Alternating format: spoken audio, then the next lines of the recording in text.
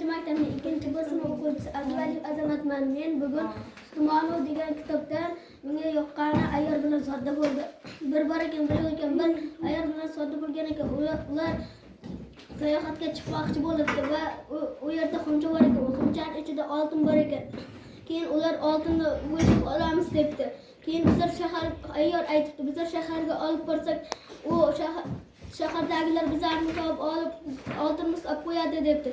Undan ko'ra yerga ko'mib qo'yamiz debdi. Keyin ayyor shu aytibdi. Keyin sodda unga rozi bo'libdi. Keyin soddaga pul kerak bo'libdi. Keyin ayyor u oltinlarni olib qo'yibdi.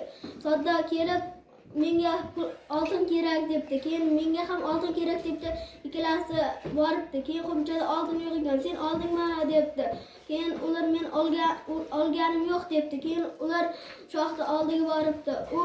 U hammasini gapirib beribdi. Keyin ular u yoqqa borishibdi. Keyin u ayyor aytibdi, ota siz daraxtni oldida turib turing debdi.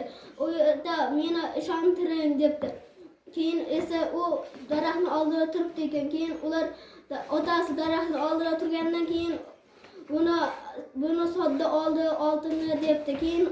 Keyin ayyor buni ichida shayton bor debdi. Keyin uni yondirishni boshlabdi. Keyin meni qutqaringlar, men odamman debdi. Keyin uni qutqarib olib ayyor meni daraxtni oldiga olib qo'ydi debdi. Keyin ayyor hammasini olgan ekan va shu ertakni do'stlarimga ham tavsiya qildim.